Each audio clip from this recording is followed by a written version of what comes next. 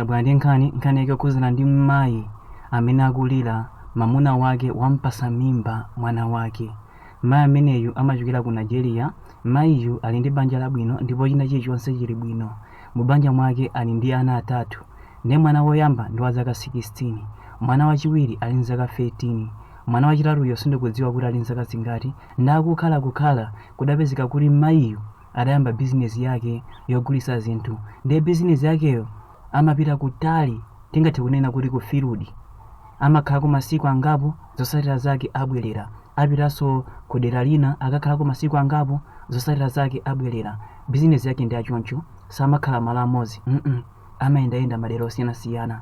Ndakuti iye uja akapita mwamuna wake amapyala mwana wake, koma iye uja samaziwa. Ndi tsiku lina atabwera anamudabwa mwana wake ankaoneka kuti thupi limasintha. Zotsatira zake adayamba kumfunsa mwana wake, chochitika ndi chani, uli bwinobwino? Mwana wake uja ananena kuti eya.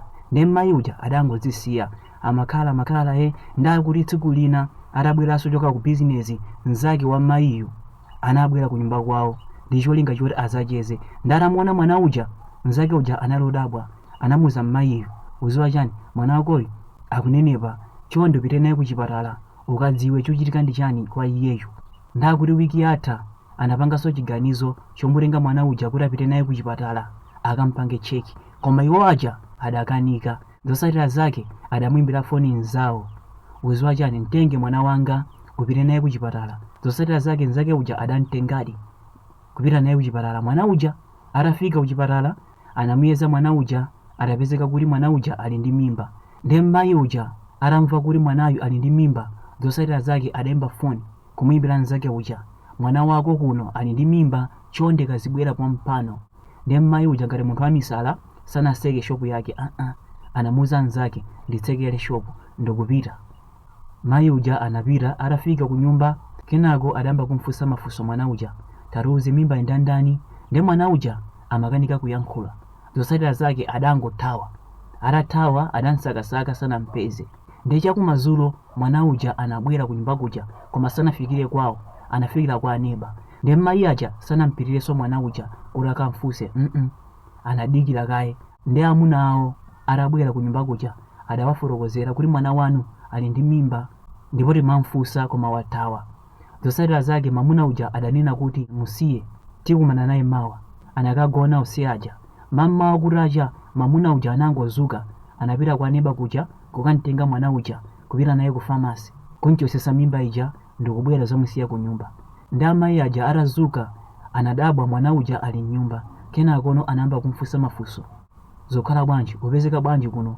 Mwana uja sanayankhe ayi. Zotsatira zake amayi aja anamugwira mwana uja, koma atamuona anazindikira kuti mwana uja ndofowoka. Kenakono anayamba kumpanga cheki pathupi pake kuti ndotani, apeza kuti mwana uja akutuluka magazi kokozera. Kenakono mayi aja analodabwa, adayamba kumfunsa mafunso mwana uja, tandiuze chachitika ndi chani?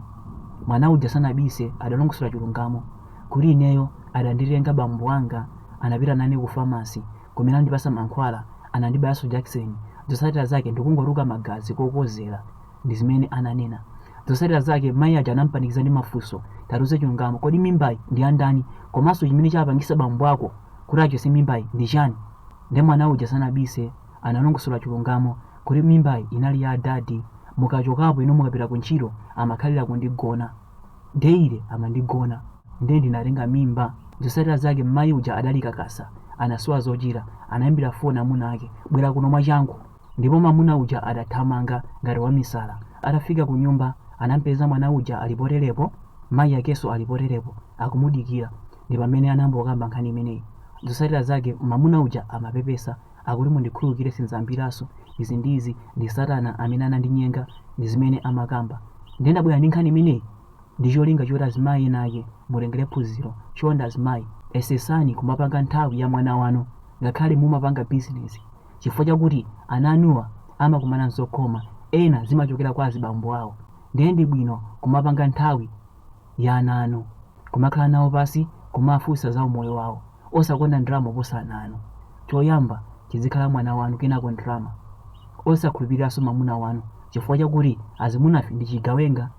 Tingathe kugona mwana wathu ngakhale azikazi ogulitsa ali pafupi, amene ndi mamuna. Mkana amanena kuti mamuna ndi galu,